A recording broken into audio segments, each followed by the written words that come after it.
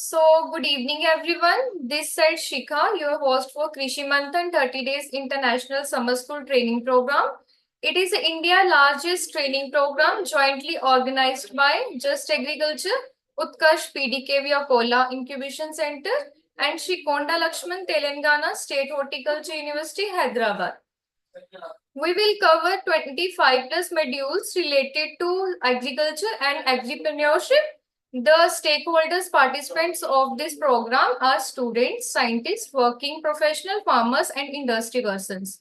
In this program, we will discuss in the details of each topics, drone technology and agri-bots, hydroponics and polyhouse technology, rooftop farming and microgreens, saffron farming, pearl culture technology, biofloc fish farming technology, poultry and piggery training, dry flower technology, mushroom production, IoT and artificial intelligence, SaaS and blockchain technology.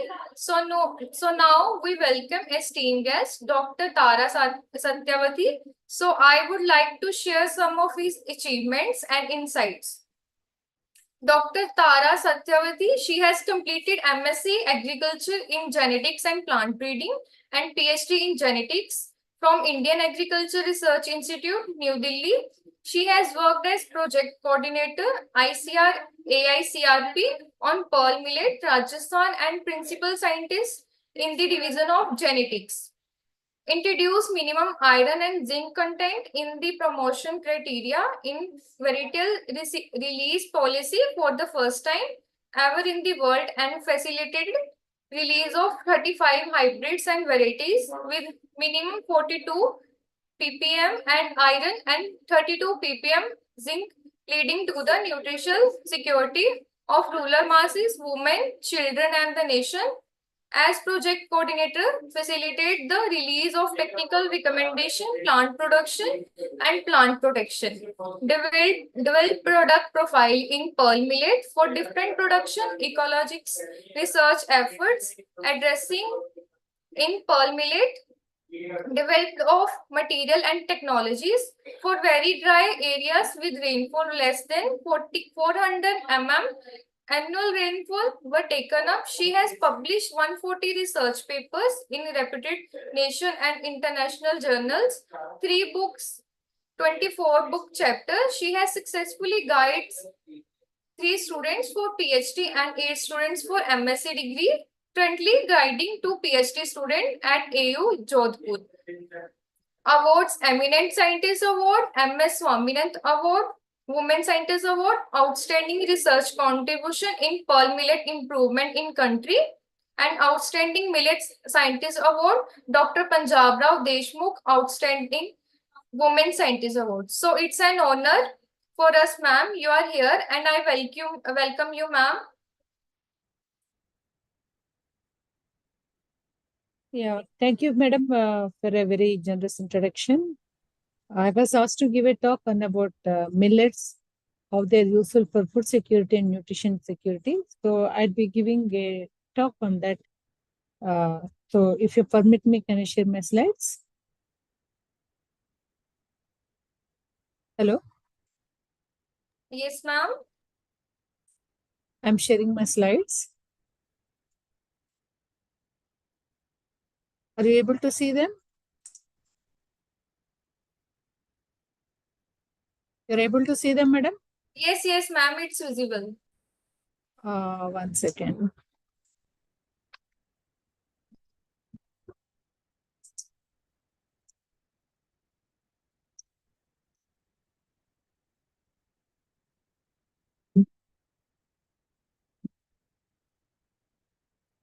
Okay. So I was told in the introduction, I heard that most of the participants in this are students. So it would be a easy, ready reckoner for students to understand about millets, how they are useful and how they are fitting into the nutrition security and also food security to our nation and to the world as a whole.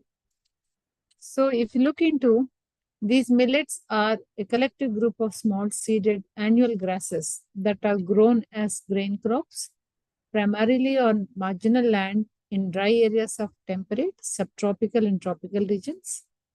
And these millets, they are grown in about 131 countries. These are the ancient food grains that are domesticated way back in 8000 BC. And the earliest evidence found in Indus civilization dates back to 3000 BC. And these millets are the traditional food for about 59 crore people in Asia and Africa. And when you see, the government of India has renamed these millets as nutri cereals for the sake of production, consumption, and trade point of view through a gazette notification issued on 13th April in 2018. And recently, last year, Honorable Prime Minister of India has named them as Shri Ann because of their climate resilience, nutritional superiority, and also they provide a sustainable income to the smallholder farmers and also to the food security and fodder security of the cattle. If you look into these millets are farmer and environmental friendly crops.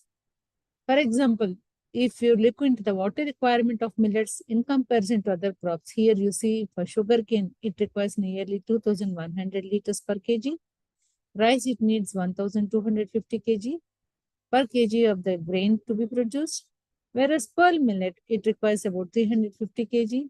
Sorghum, it requires 400 kg per kg of the grain to be produced. And if you see the resources that are used for production of these millets in comparison to the normal staple food grains, you see rice, they are very high, wheat is high, maize is high. And if you see the millets, the energy requirement per unit is less compared to these. And also the carbon footprints, the greenhouse gas emissions are very less from these millets. You can see here finger millet, pearl millet, sorghum. And you see the amount of emissions that are released through rice, maize, and wheat. Because we are talking about the climate change and we are looking into those options where the carbon footprints are very less and there will be less dependency on the natural resources. And we are trying to see that maximum is produced from minimum. And when we talk of millets, their unique USPs are climate resilience. They ensure human health, food and nutrition security. Many people say that millets are good for planet, they're good for farmers, and they're good for human health. How they're good for planet? Because they grow for faster, it's short life cycle, they put less stress on the environment, they grow organically, they require minimal fertilizers and pesticides, they survive in low water and nutrients, they need less rainfall. And how they're good for farmers? Because they can withstand harsh environments, they're resistant to diseases and pests, they have capability to produce higher yields, and they have multiple uses like food, feed, and fodder, brewing, biofuel, and they provide a sustainable source of income. They're good for human health because they're having high amount of micronutrients like iron, zinc, calcium. They're high in dietary fibers and antioxidants. They're having high low glycemic index and they're good gluten-free foods. And they're high in protein and vitamin B. They're rich in polyphenols and phytohormones. Apart from these, I say that millets are good for business as well. Millets are adapted to smallholder farmers' production systems because, as I mentioned earlier, they grow quickly, they adapt to a wide range of soil conditions, they can have a large yield increase through improved farm conditions, they have good response to sustainable applications. And moreover, they provide a greater biodiversity on farm, reducing pest and climatic risks, improving farmers' overall resilience.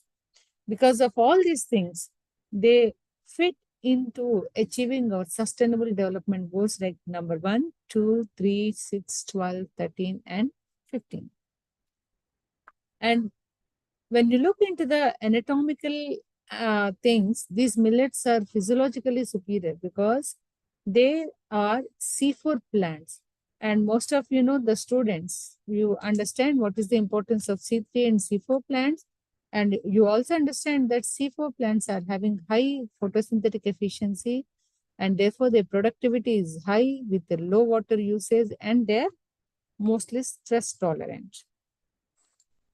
And a look at the area of production and yield of millets in major millet producing countries, you can see that at the global level, now the area is 74 million hectares with a production of 89.17 million metric tons and yield of 2.2 tons per hectare. And you can see India is producing about, covering about 38.4 million tons. Then Niger is producing 11.825, China 8.75, Nigeria, Mali, Sudan, so on and so forth. And India is the largest producer and consumer of millets with maximum diversity in types of millet crops grown and utilized. And if you see here, this is the global area and this is the Indian condition. In global area, we have 30.93 in pearl millet, and in India, it is 7.41 million hectares. And then you can see sorghum. This is a condition in India. Finger millet, foxtail, barnyard, proso, little, kodo, so on and so forth. And when you look into the different countries who are producing and also the different millets where they're grown mostly, you can see here sorghum is grown in about 102 countries, pearl millet in 38 countries, proso millet in 30 countries, finger millet in 7 countries. So you can see a large amount of variability. And in all these things, India occupies the major share. And this is the extent of consumption of the millets when you see country-wise. So India contributes 100% of kodo millet, barnyard millet, little millet, 53% of the finger millet, 45% of pearl millet, 7% of sorghum, 2% of foxtail, and 1% of the proso millet. And in our country, it is grown in about 18 states. And why we say that millets are nutritionally superior?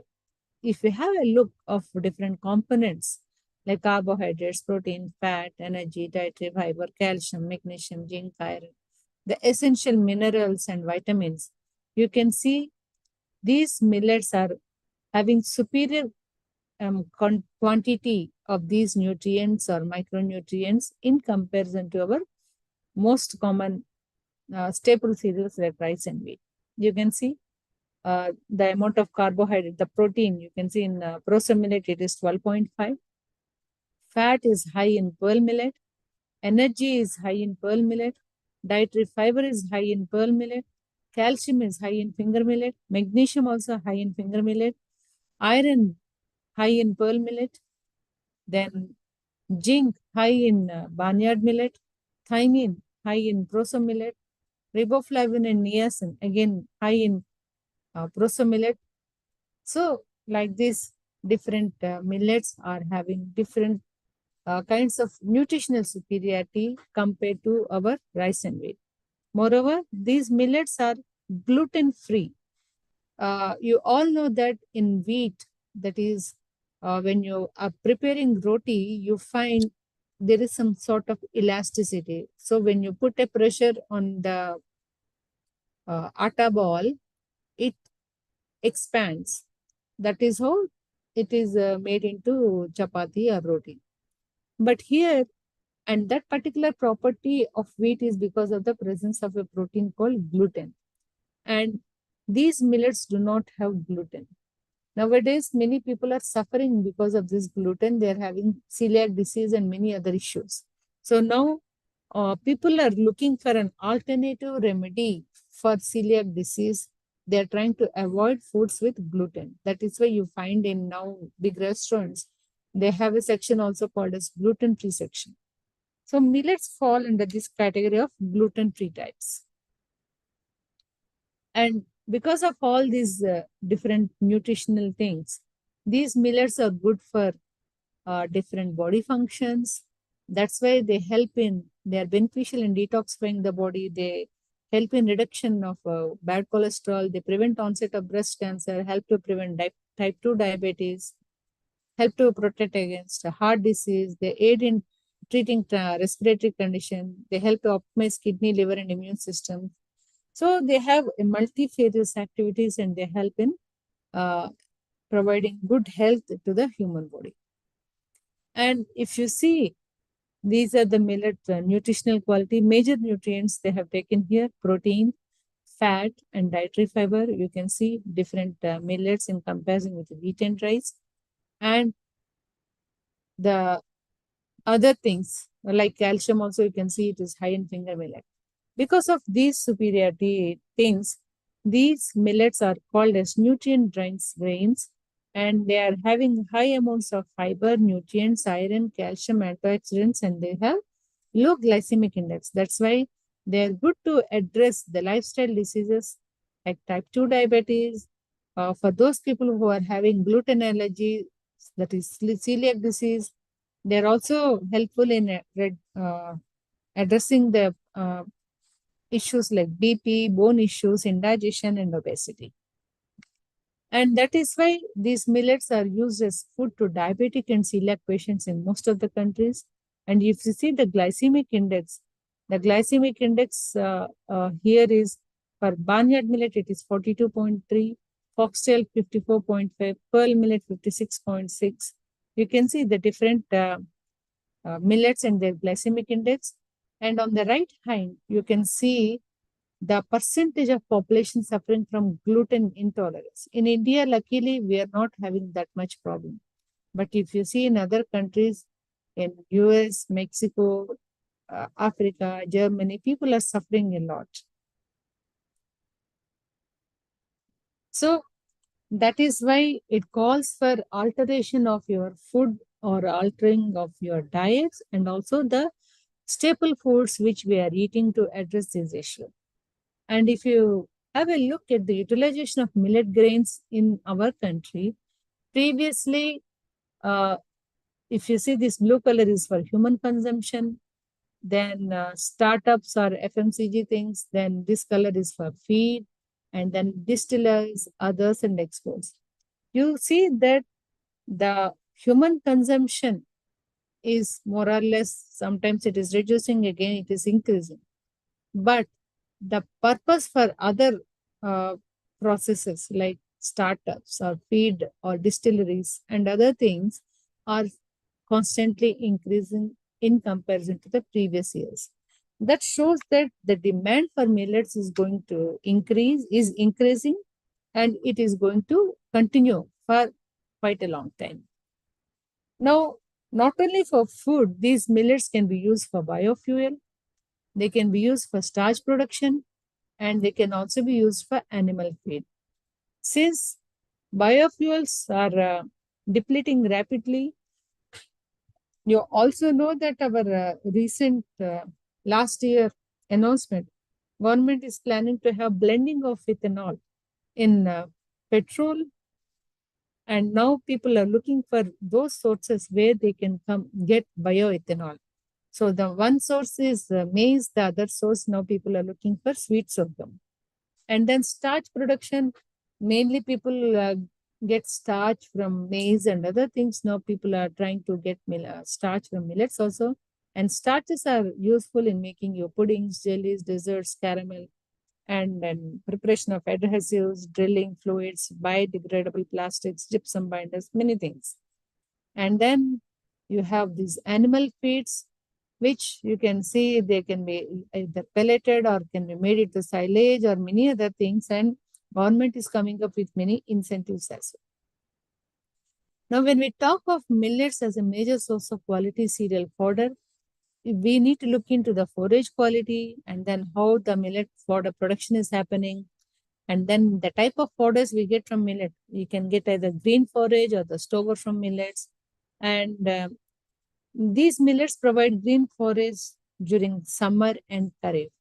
If you see after rice harvest, paddy harvest, the straw will be coming in the months of October, means November, December. Similarly, when wheat is harvested, the straw will be coming in the months of maybe March or April. Then there is a gap between March to October or September. So this time the cattle need to be fed. So these millets can be grown for green fodder also, and also the millet crops which are taken up during summer will provide both green fodder and also the stover. So the millets, they can provide about 20 to 60% of the dry fodder supply in semi-arid conditions. The finger millet and barnyard millet fodders are having high palatability. Proso millet green plants are good fodders for cattle and horses. And the Napier Bajra hybrids, they provide a perennial forage crop, and they are popular in dairy farms throughout the warmer regions of the country, especially in the north. And the biomass production or potential per day is the highest in case of pearl millet and the pearl millet Napier hybrids, followed by forage sorghum and pearl millet cultivars. So millets, they also form a suitable source for alternative uses like biofuel, bird feed, pulp, potable ethanol, syrups, etc.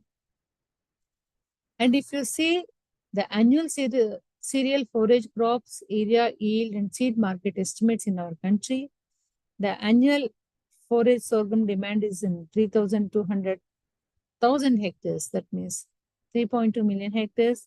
Pearl millet, it is about 0.9 million hectares. Maize also 0.9 million hectares. You can see the green fodder yield, how much they're able to get, and the seed market.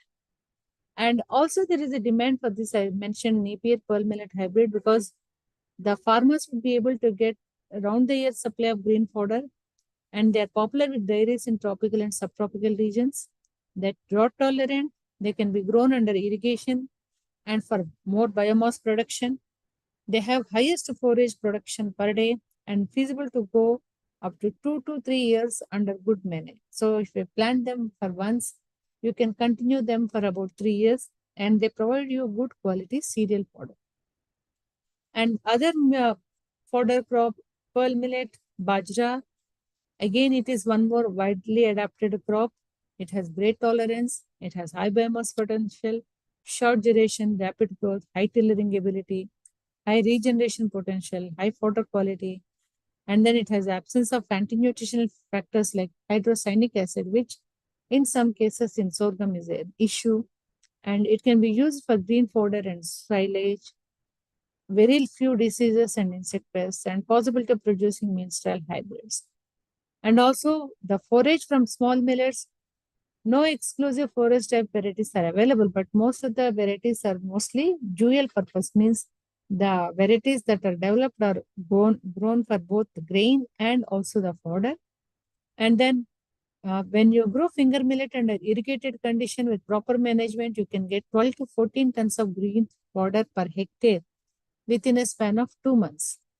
And you can go for 2 to 3 cuttings during the growing season, and it can go up to 33 tons per hectare of green fodder. And podo millet, it is readily eaten by cattle and has high digestible content till flowering. Foxtail millet, it does not regrow after cutting or grazing. Forage is relatively poor in protein and rich in fiber. The forage contains oxalates and should not be fed to horses as the sole source of roughage. Fodder seed production is an attractive enterprise with assured market and decent returns. So nowadays, many of the private sector people are turning towards fodder seed production. So these are the different things. You can see the demand for fodder, the stover. Now, if you talk of the grain, in our country, out of the total millet area, pearl millet occupies about 54.5% area, then sorghum 34.9%, then ragi 7.3%, and small millets 3.3%. And if you look into the production, pearl millet contributes to 60%, sorghum 27.6%, ragi, that is finger millet 10.2%, and small millets 2.1%. And these are the top 5 states which grow millets. Major state is Rajasthan, followed by Karnataka, Maharashtra, UP, and Haryana.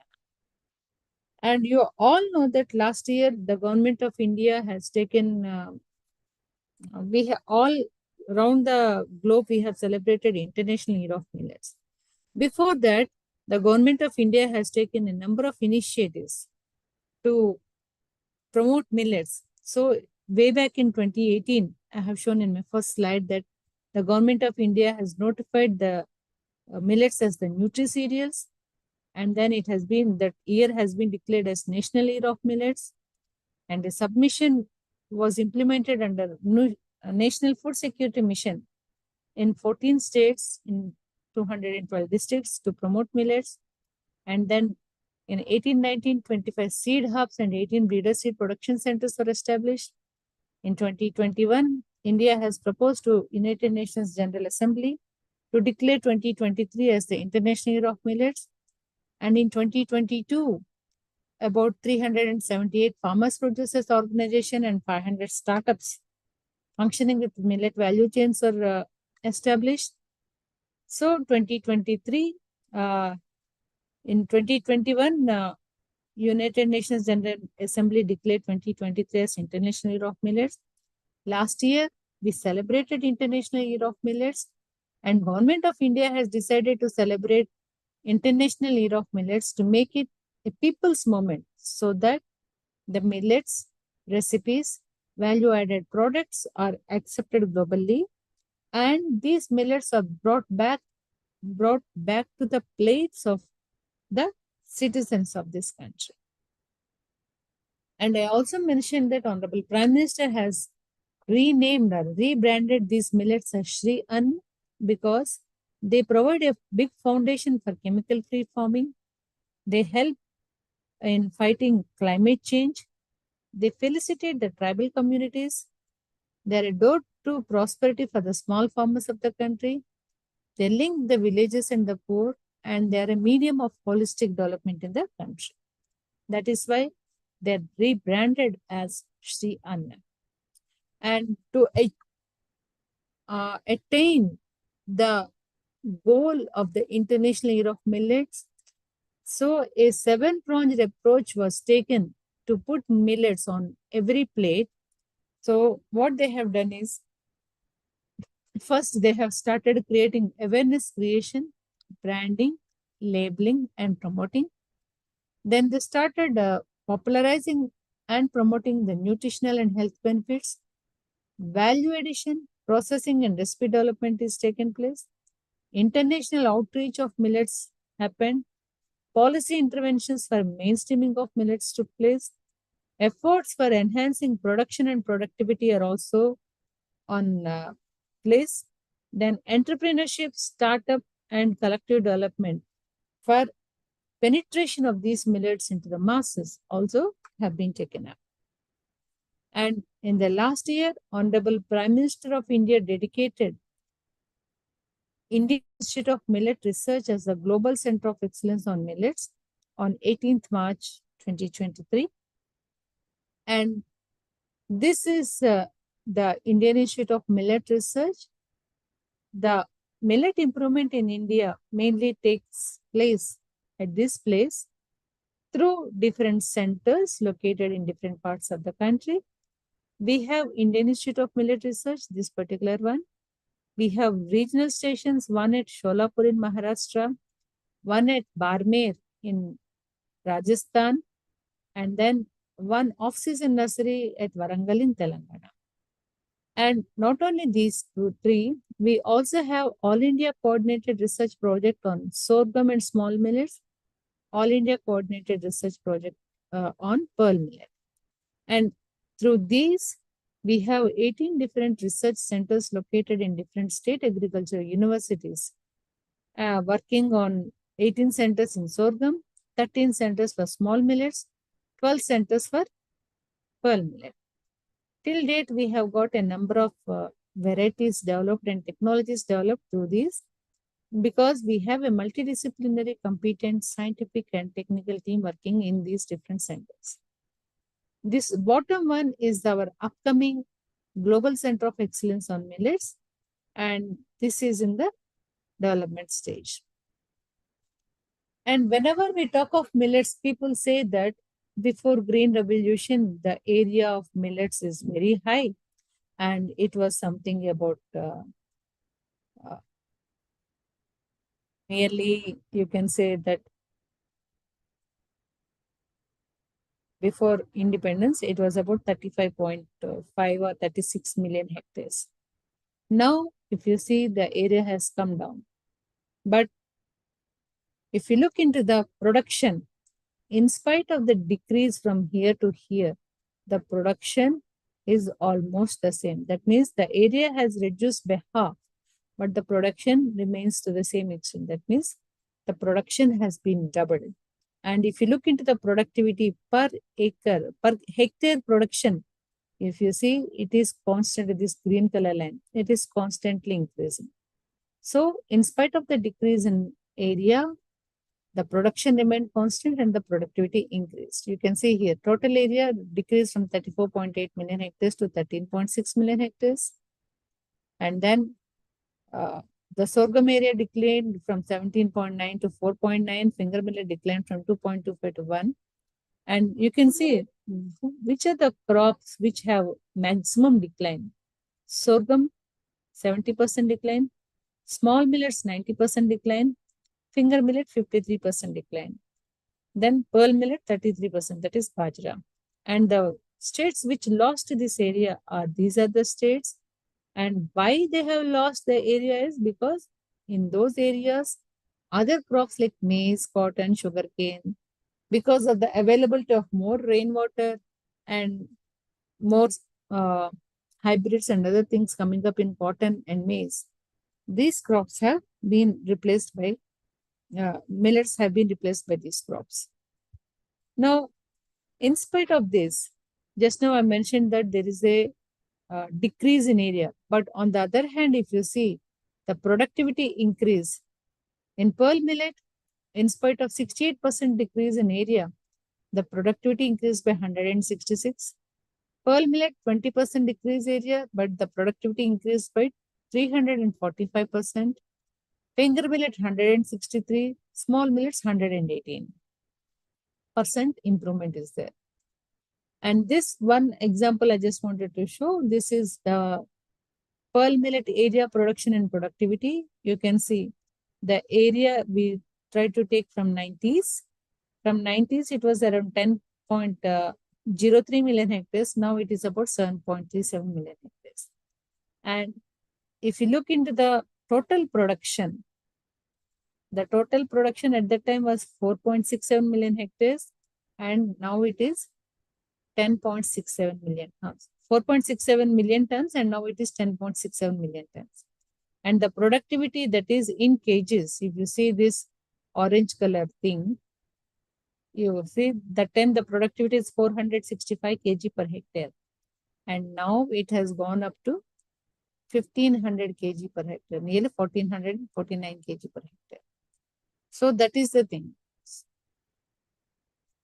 And here I wanted to mention to you about that in any of the crops, whenever we try to go for development of varieties, especially in all India coordinated research projects, improvement projects, we do look for development of new varieties and hybrids.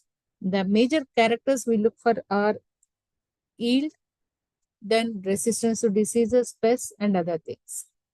Yield also, yield parameters like duration, maturity, then number of grains, 1000 seed weight, and all those things per unit productivity and all.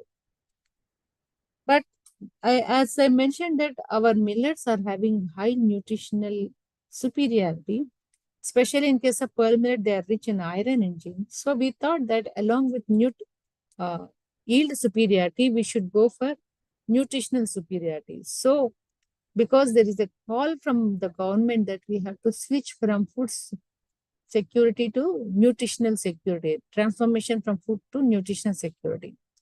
So we try to do mainstreaming the micronutrient content like iron and zinc along with yield. So now when we test, we look for not only yield, we also look for iron, how much grain iron content is there and how much zinc content is there in the pearl millet grain. So if they are less than 42 ppm and 32 ppm, we will not promote them. So this benchmark levels we have fixed in 2017.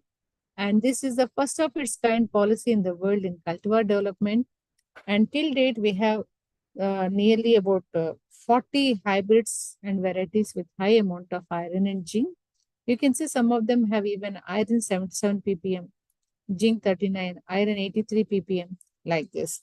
So along with food security, we are able to address to the nutritional security. Why we have chosen iron and zinc are, you all know that iron is essential for hemoglobin, and most of our population, especially the young girls, the young mothers, they are anemic. They have very low hemoglobin levels. So in order to enrich the nutrients through iron and zinc, so we try to develop varieties with high amount of iron and zinc. And I also mentioned that previously that the non-food uses are also going to increase.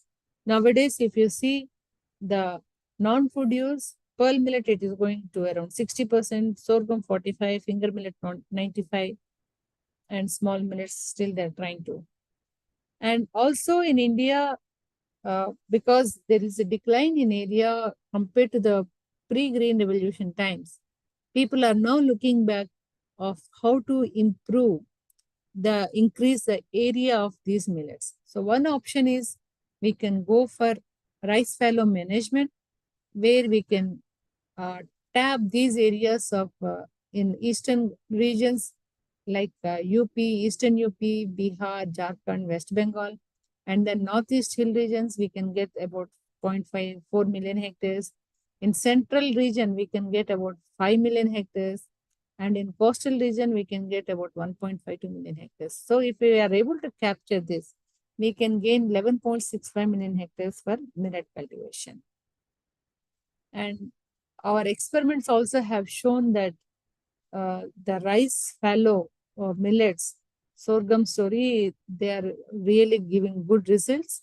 We can also see results in Kolhapur and Vijayanagaram, where you can see good amount of yields obtained after rice fallow in various millets, rice fallow, sorghum, pearl millet, finger millet, so on and so forth.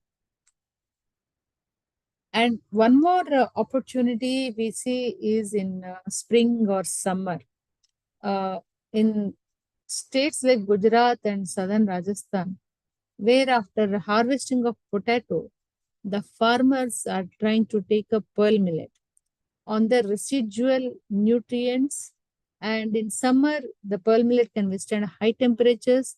And then because of the water availability, they give few irrigation, and then they are able to get good crop, high yielding, nutrient rich grain, and also nutrient rich green fodder in summers. And that is a big benefit to the farmers.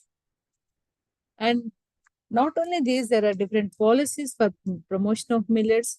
Ministry of Agriculture and Farmers Welfare, they are trying to develop and promote millet cultivation, production, processing, etc. through different programs. Then they're supporting small-scale farmers by providing them with access to credit, agriculture inputs, markets. They're trying to provide MSP, the procurement, etc. Ministry of Food Processing, they're coming with one district, one product. APIDA is promoting millet trade and export promotion through startups.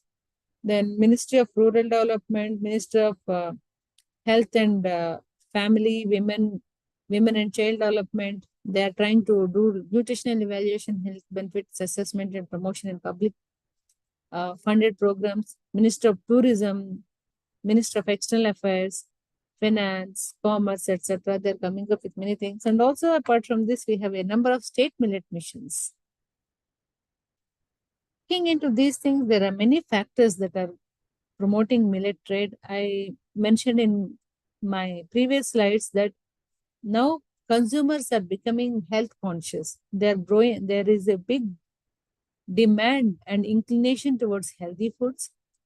And people are also emphasizing on sustainable cultivation methods and also looking for low carbon footprints.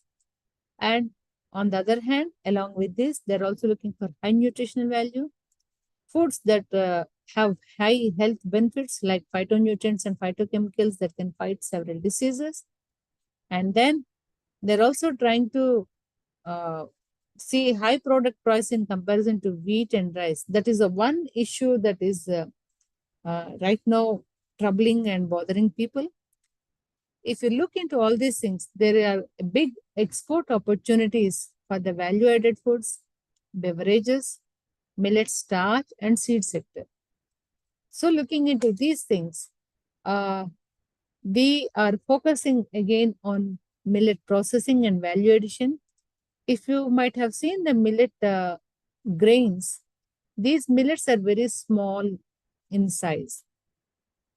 Among the millets also, if you talk about 9 different millets that are available in our country, like pearl millet, that is bajra, jowar, that is sorghum, ragi, that is finger millet, and then other millets like foxtail millet, brown top millet, barnyard millet, little millet, proso millet, all these things, there is a difference.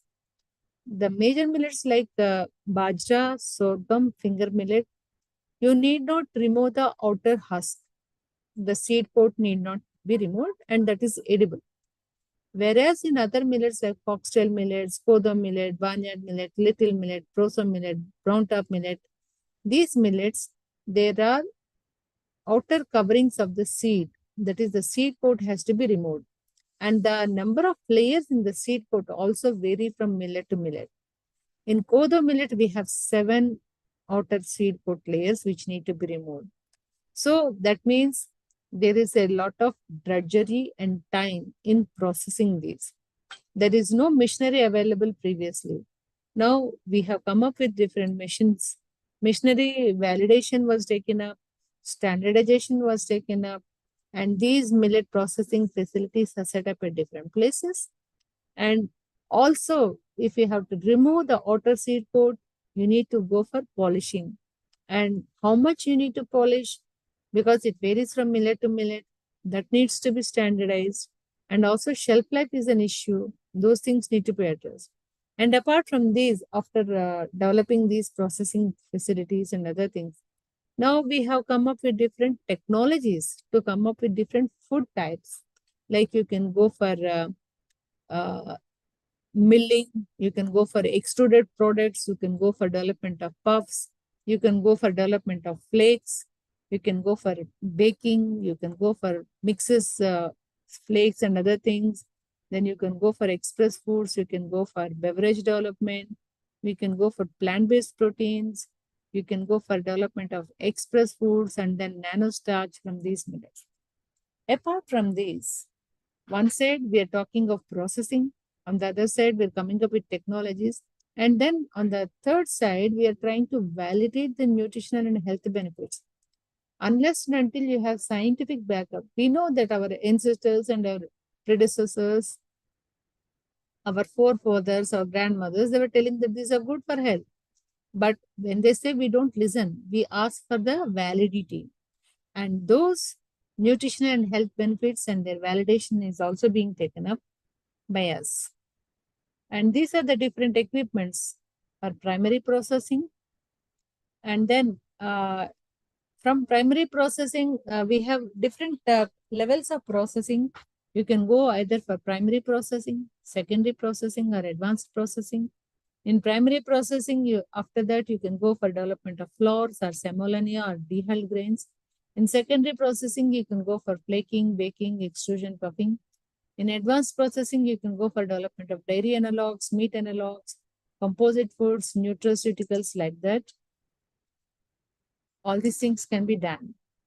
And our Indian Institute of Millet Research has about 77 millet value-added technologies. And these are taken up by different startups and entrepreneurs. And they are doing their innovations, own innovations in those things and coming up with a range of products now available in the market.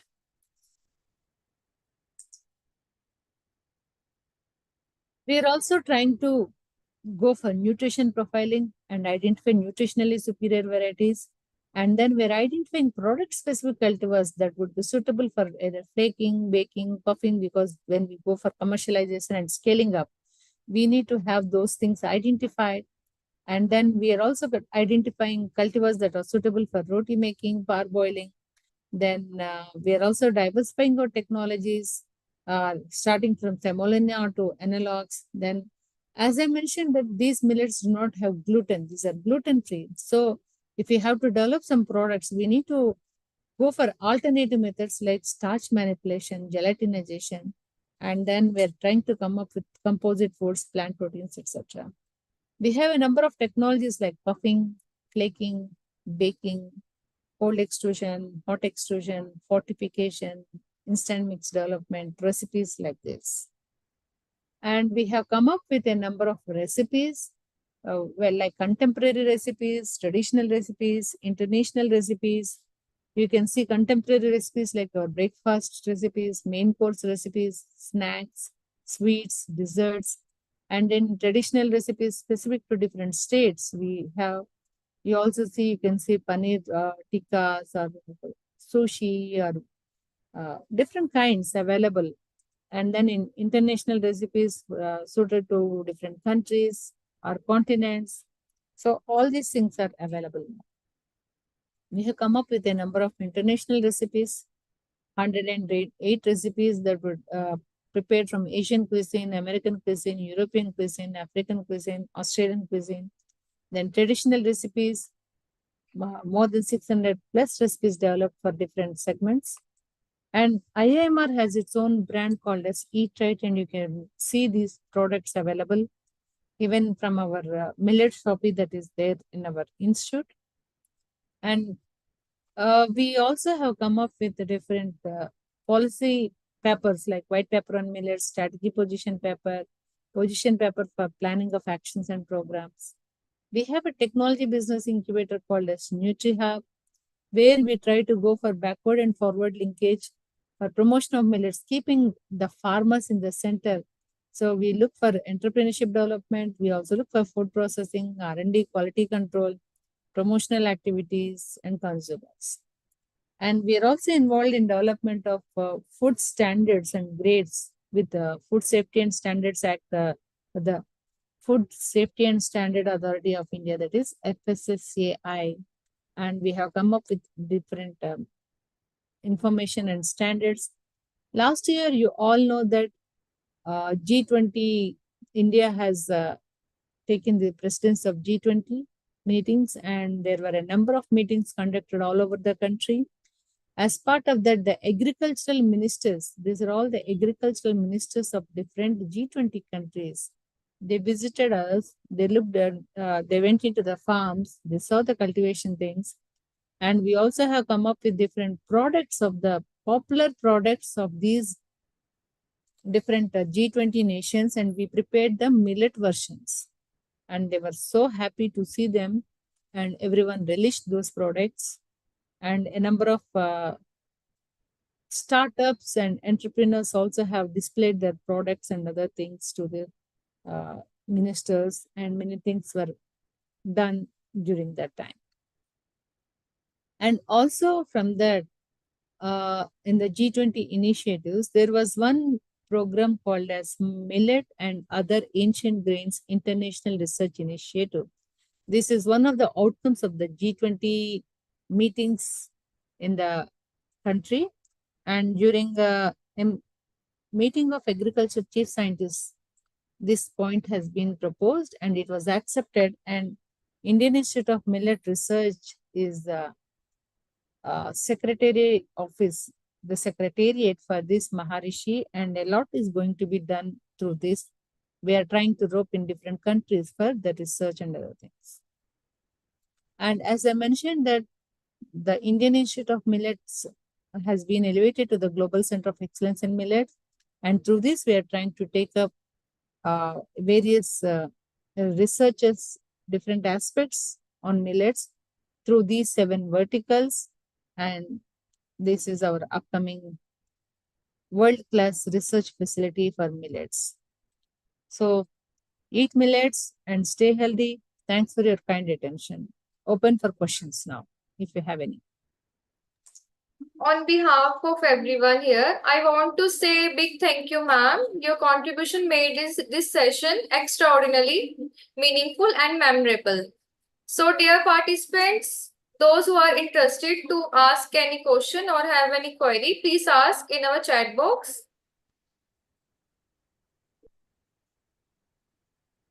There are a number of questions. Yes, ma'am. Someone asked that in spite of being nutritionally rich, why the trade is less than 3%? See, millets are grown mostly in our country and Africa, and rice, wheat, and these were grown by different countries. And there is a big policy push for these rice and wheat, and that push was not present for millets before. Only in the last year and last 4 5 years in our country we are seeing push for the millets. Otherwise, people hardly know. When there is no demand, there will not be trade. Now, that is why I said we are taking up 7 step strategy, 7 pronged strategy to promote millets and bring back them onto the plates of every individual. So, because there was no push from the government, not only in India and others also, millets were not there available before. Someone is asking, is it biofortified, which is genetically modified millets? There is no genetically modified millet as such. Biofortification is through the conventional method. It is not through any genetically modification. So no question of GM here. How to download the notes? You can see the presentation. Someone is asking for small millet varieties. You please, if you are requesting the seed, you please write to us. In my initial side, I have given my address, director.millets@icar.gov.in. You can send a mail to us. Then someone asked, is process unit required after harvesting millet crops? If you are trying to consume those millets immediately in the form of flour, you need to send it to milling. Otherwise, it is not essential to go for processing for major millets, but for small millets, because you need to remove the outer seed coat, there you need to send for processing.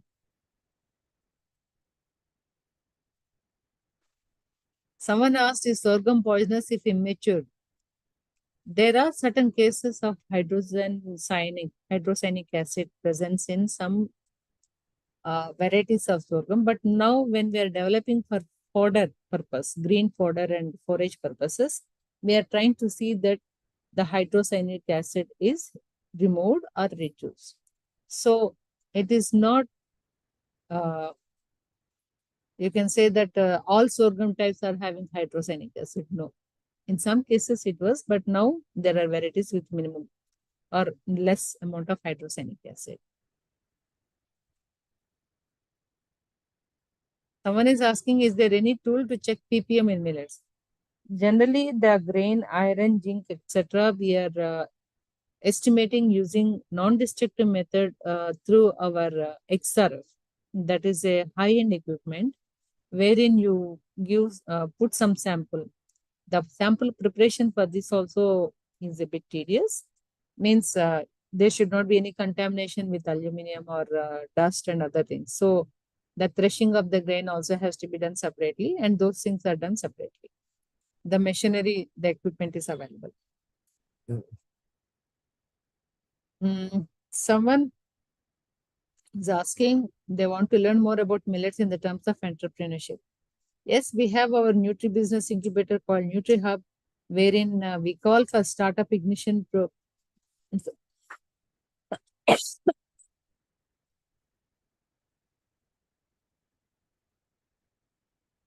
we have our startup ignition programs.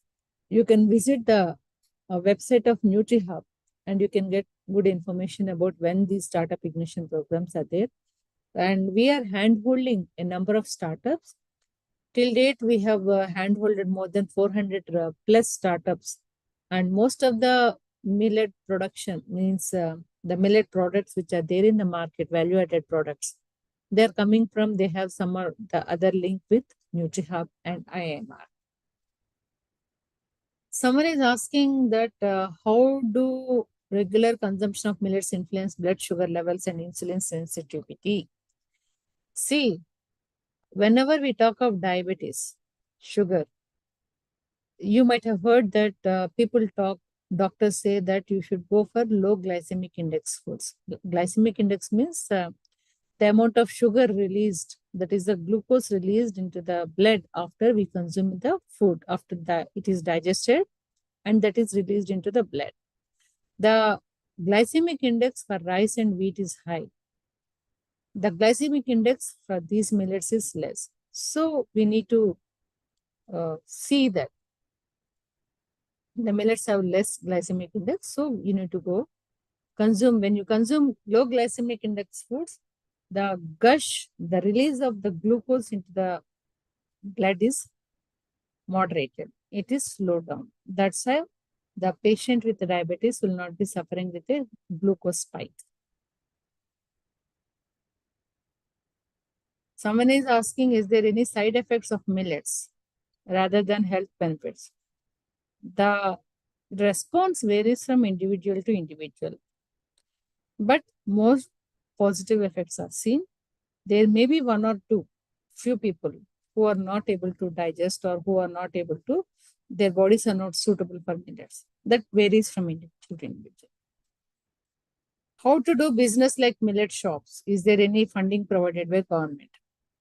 There are certain provisions by RKVY and other things. And through our NutriHub, we also try to tap in those funds and help the upcoming budding entrepreneurs and startups. How can we learn millet processing? You need to come and see and then establish at your own. Isn't the market of millet still quite less? Yes, it is less, but it is now improving on a faster pace. How to find niche areas startups did not cover in millet business? See, the startup people or entrepreneurs, that those will be coming when they have enough fund, when they have interest and the passion to take up millets in their business. Where can we purchase seed of millet? You can write to us or you can approach to your nearby seed producers organizations or state seed corporations and other places. How pest infected millet crop is managed and treated? Generally, less pest infection is seen in case of millets, but in sorghum, you can see sorghum should fly. And if the storage conditions are not proper, there is chance of infestation of pests. So seed treatment, people go for before taking up the sowing. Crop insurance under millet, Kisan, again, it's a government policy issue. Why sorghum crop is normally known as king of millet compared to other crops? Because sorghum is popular, it is grown in nearly 100 plus countries, and most African countries also grow sorghum and pearl millet. That's the reason.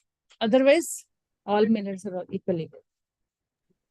Any other query? Ma'am, such a beautiful session. Is there any infrastructure required to store millets like a paddy?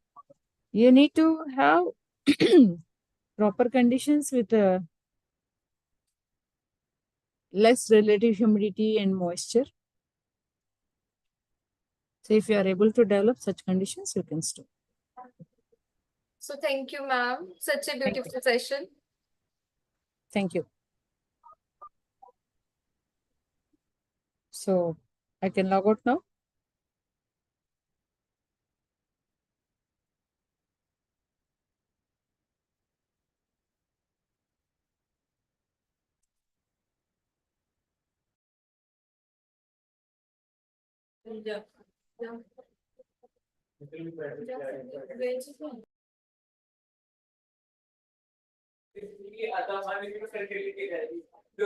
So guys, our next host will join and continue next guest lecture.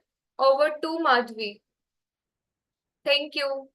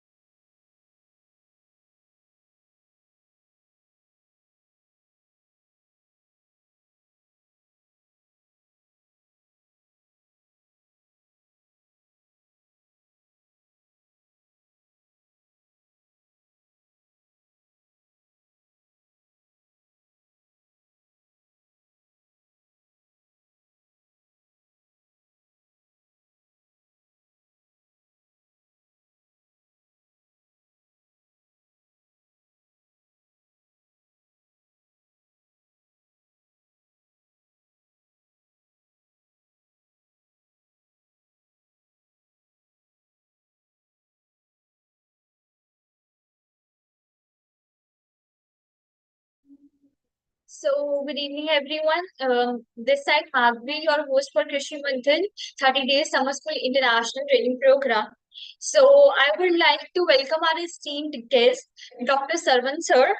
So, I'd like to share some of his achievements and insights with you participants. So, Dr. Sarvan Sir is a director at the National Institute of Agriculture Extension Management, Hyderabad, India, leading the Managed Center for Innovation and Agripreneurship to promote agri startups. He is also a CEO, principal investigator of the Center of Excellence in Agri Business Incubation as a knowledge partner for implementing assistance of the Rashtriya Krishi Vikas Yojana, remunerative approaches for agriculture and allied sector scheme of DAC and FW, Ministry of Agriculture and Farmers Welfare, Government of India. So he has earlier worked at head School of Social Sciences and Senior Faculty of Agricultural Extension at the Central Agriculture University, Arunachal Pradesh. He was handling prime responsibilities of bachelor's, master's, PhD in agriculture extension, teaching and research in agriculture extension discipline, and also coordinated field extension educational activities among the marginal and the small land holding tribal farmers of Northeast India for almost 1.5 decade. And he has specialization in the area of ICTs, the agriculture extension, social media extension reforms, institutional formalization, and innovations. So, if we talk about his achievements, he was awarded Netherlands Government Fellowship and undergone the Advances course in upscaling participatory approaches and social learning. Uh, at Netherlands. And if we talk about his publications, he has done publication including four Madhavi, on agriculture extensions, worldwide innovations and ITCs for agriculture extension, global experiments, innovation and experiences 2010, ICT for agriculture and rural development 2011, mobile phone for agriculture extension, worldwide innovation and promise for future 2014, and 45 articles in the referred scientific international and national journals, books, and proceedings. He was successfully implemented for yeah. innovative Madhavi, extension excuse projects me. in Arunachal Pradesh, Eh, Meghalaya states of Northeast India during 2007 to 2016. So Ma- I welcome you, sir, here. Yeah, Madhavi, thank you very much, Madhavi, for long Sir, your introduction. voice is not audible.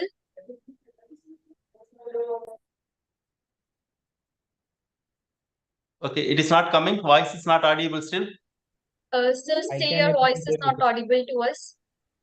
Amit, are you getting? I can. Okay. Yes, sir, I can. Yeah. Yes, sir. No, you are not getting still. Madhavi, you are not getting. Yeah, I am getting. Actually, I have unmute, so that's why, sir.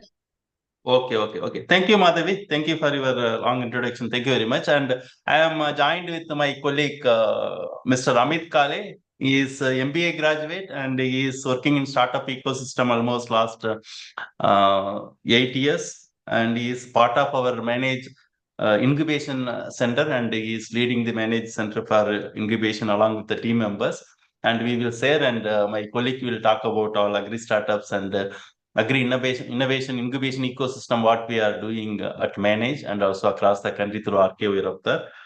Before that, I will introduce about agri startups and what we are doing also. And my Yes, sir. I colleague, welcome you both, sir. yeah, Amit Kale is here. He is agriculture graduate and also MBA, and he is working as a manager for marketing and communication manager for our incubation center. Can you give share option to Amit? Amit will present the PPT. Yeah. Very good afternoon to all the participants, and good evening to all of you. And I am Saravanan Raj, as told. I am from Manage. I am working as a director for agricultural extension. Manage is the national, many of you may aware, or if not, Manage is the national level apex organization under the Ministry of Agriculture and Farmers Welfare. We are it's a developmental organization. We work with large number of organization, especially capacity development, senior and middle level officers across the country, and also globally we work with large number of countries through Ministry of External Affairs, ITech program also we conduct, and also US India triangular program also we completed nearly 44 programs with training senior and middle level executives from across 20 countries, and more than 1,500 officers were trained. Apart from capacity development, we implement the national level schemes like something like today everybody talking about agri startups. We are the knowledge partner for the Ministry of Agriculture and Farmers Welfare to implement the RKY Raptar innovation, agri innovation and entrepreneurship component. And we also implementing last almost 20 years agri-clinics, agri-business centers across the country, like other schemes like STRY, skill training for rural youth, like national level schemes we'll implement. Another scheme also for diploma in agricultural extension services for input dealers. More than 1 lakh input dealers were trained across the country. Every one input dealer among three, it is trained by Manage already, because roughly we have India 3 lakh input dealers though deal with the farmers.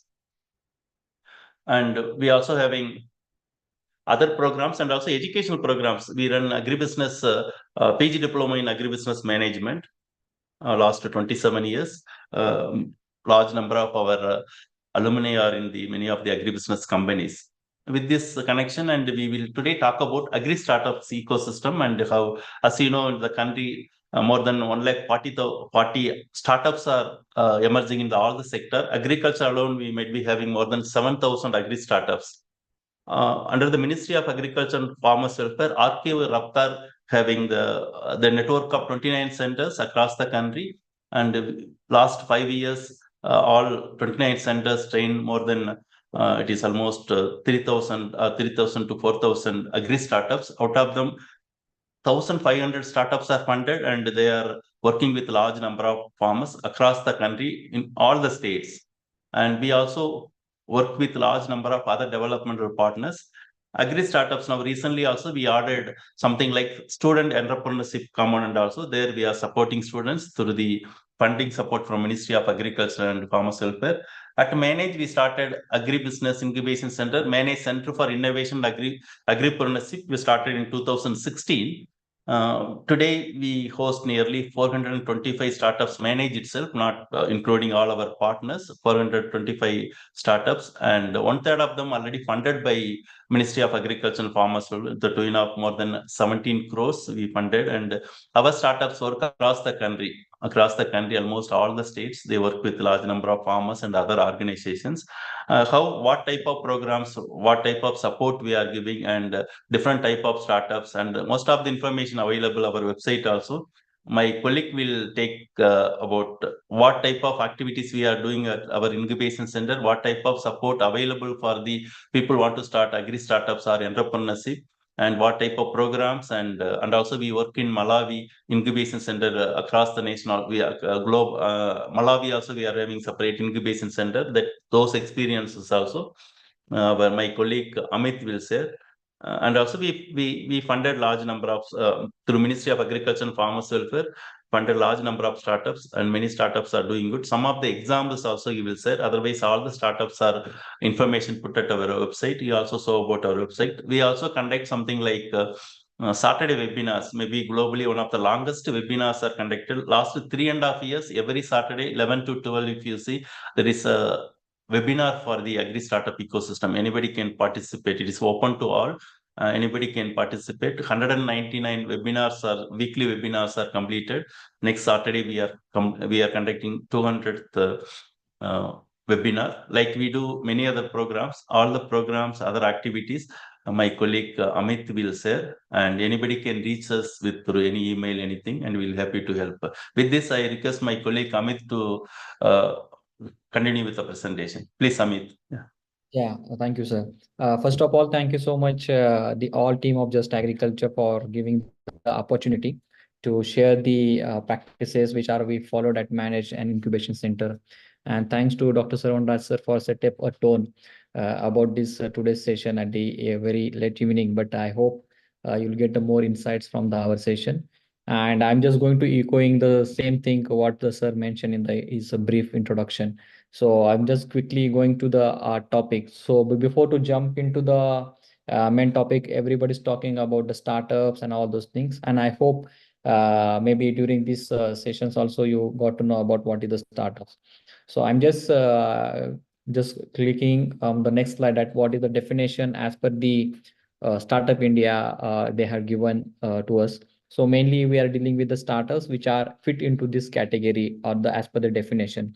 So like the startups who are less than have the establishment year after the registration, that is the 10 years, and the companies which are incorporated as private limited companies or the registered partnership or LLP. So only these three types of entities are can be considered as a startup. So why I'm sharing this definition, the intention is very much clear. Like many of these firms or the institutions are coming with Section 8 companies, that is non-profit organizations, or the mainly the NGOs or the maybe the pharma producers companies, which are mainly not made for the profit making. So such activities will be not considered as a startup. So that's why I'm sharing this definition. We are dealing with such entities only which are defined as the startups only. And the most important part, that is the a startup should not has exist more than the 100 crores of the turnover in a one financial year.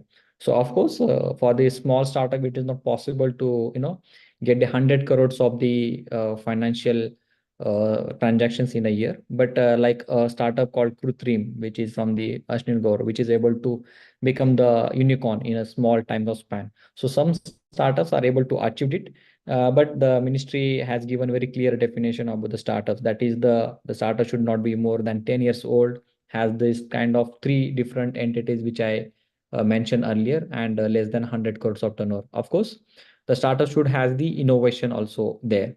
So innovation in terms like which is trying to solve a very genuine problem in that specific maybe that region.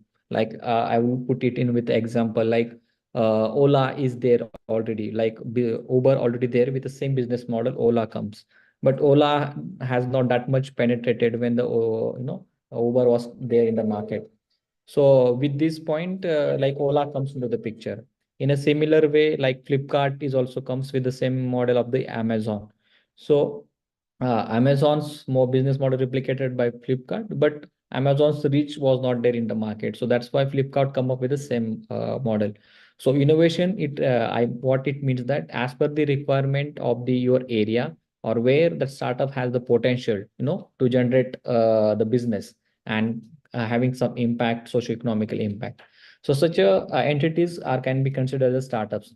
I'm just quickly going through some stats like why that there is some push comes to the India becomes the third largest startup hub, and everybody's looking and everybody's approaching to the India that what exactly happens, and the India which stands ahead than 7 or 8 position in the startup ecosystem, and they are jumping to the just we are behind with the US and China and jumping to the at a third position.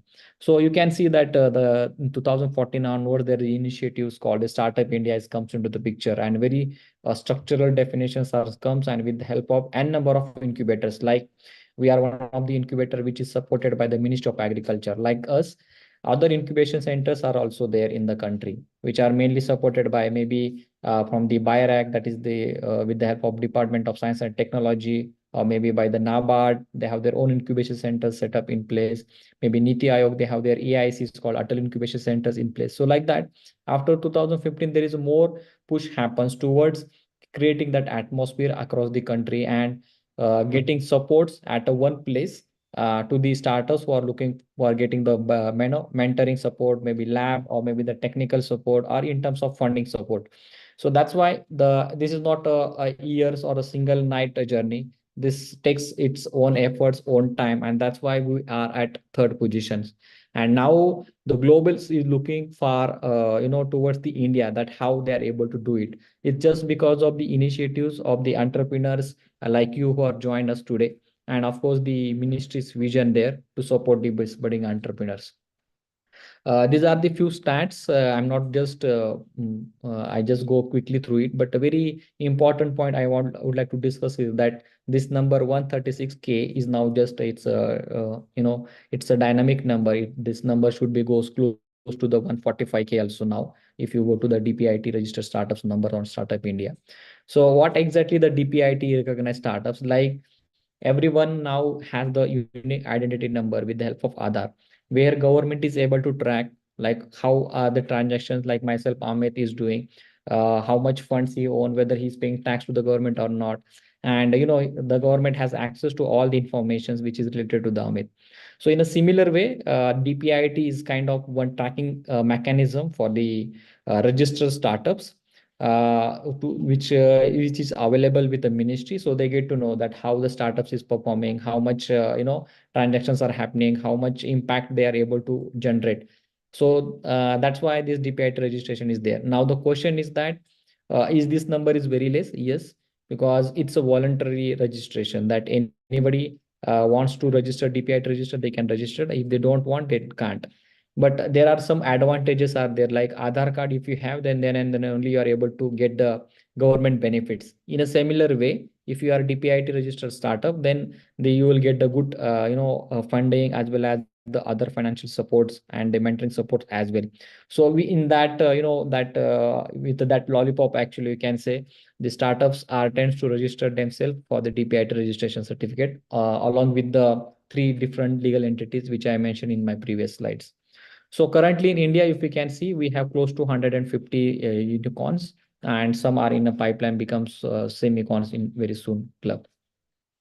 So this is a snap about the Indian continent, that how the different states are performing. If you can see the Karnataka, Maharashtra, Gujarat, Telangana, Madhya Pradesh, this central part of the India is actually having that vibrant resources available, and the vibrant ecosystem is there. And that's why the startups and the states are performing well. If I go to the come down to the breakup with the cities like Bangalore, NCR, and if you can see the Hyderabad is actually emerging as one of the startup hub, like many incubation centers. If you see, more than 20 plus incubators are there in Hyderabad itself. Like in RKV Raptar only, there are two incubation centers are there. Like Manage itself, we are working as a knowledge partner for the ministry scheme called RKV Raptar. I'll be talk a little brief about that on the next slides.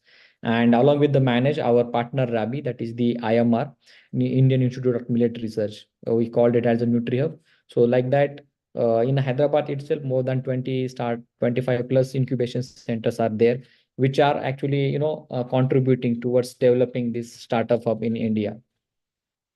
Going little ahead, as due to time constraint, I'm just quickly going because I have to talk about the different activities of Manage as well. But if you see the investments in the agri sector, you can see how the foreign direct investments is attracting to invest in this space. As you know that agriculture is such a domain where n number of challenges and problems are there. So you know that where the n number of challenges are there, you have the opportunities as well, along with the risk factor. So you can see the graph, like how the foreign direct investments are increased over the time in India. I just want to just check whether I'm audible and clear. If can anybody can confirm.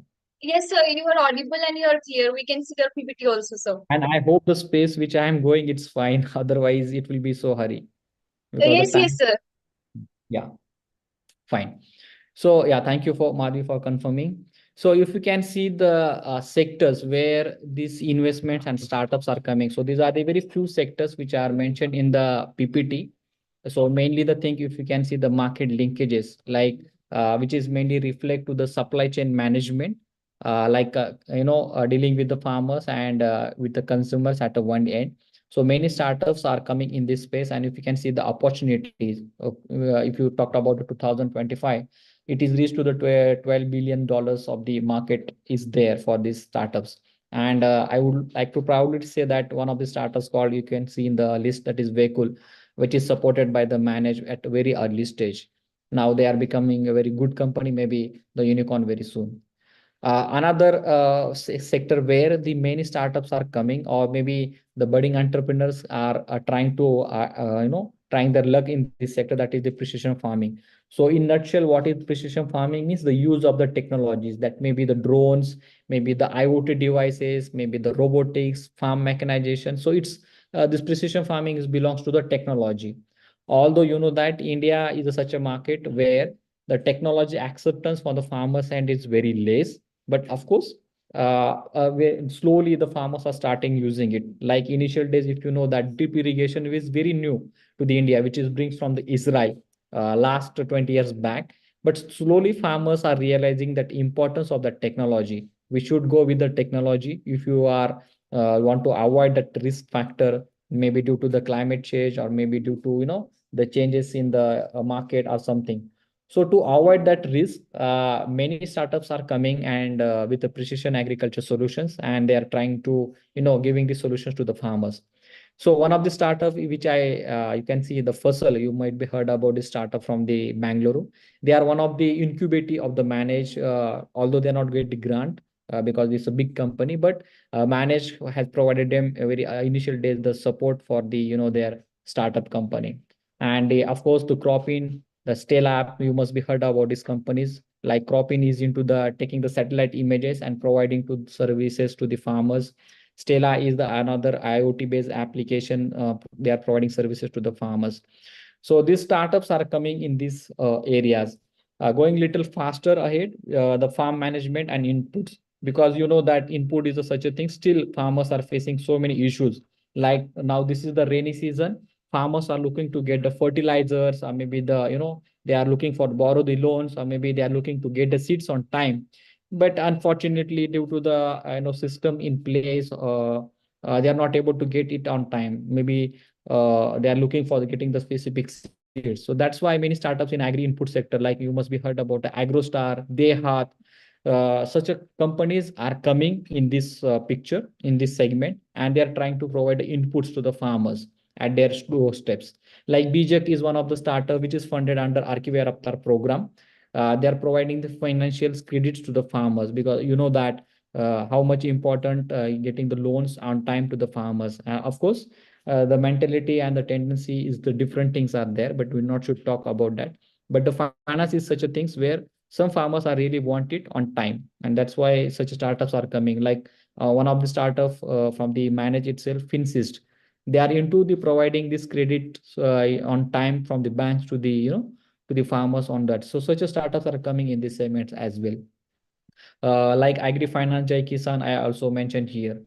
So just going little ahead, these are the some areas why I'm sharing these examples, because maybe any one of you are looking for getting the startups idea, and you can find out how much opportunities are there in these segments, and what are the existing players also are there who are really doing great and trying to solve the agriculture farmers problems. Going little ahead, why the agri startup sectors are increasing day by day, on why the foreign direct investments or the investors, angel investors are really interested in the agri sector. So these are the few regions which we have listed here. So very one of the example, that is the inadequate and unstructured data.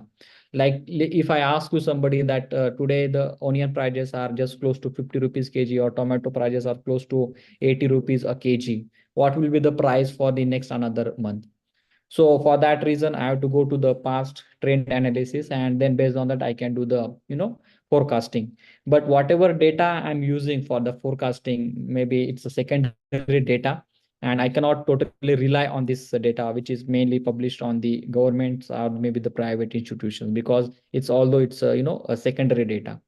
So here actually the problem comes into the picture, and that's why the cropping technologies or maybe the farm needs such startups are come into the picture, who will take the real-time data maybe into the fields or maybe into the market, and they try to disseminate the information. So that's why the farmer or the individual person cannot rely on the secondary data, and to work on that lacuna, many startups are coming. So I hope you get my point what I'm saying. Next is the high quality inputs. That's why I told you that inputs is again a very big question for the n number of farmers, maybe in terms of getting good quality seeds, fertilizers on time, or maybe the advisory services on time to the farmers. And many startups, as I mentioned, they are coming in this input sector, like as given the examples, they had Big Heart, maybe the Crypto, Bharat Agri, then AgroStar. Such a companies are coming in this domain. Even we also have very good startups which are having they are into the same segment, that is the Krishi Agri Mall. They are mainly in the South India based startup. They have their own franchisee models, and they're supplying the inputs. And as Dr. Saravanan sir also mentioned in his introductory session, that the ACEB scheme, which is run by the Manage for the providing support to the agri clinic and agripreneurs, So through that, many input dealers, suppliers, manage is able to support them, and they are trying to do best level to provide the inputs to the farmers on time.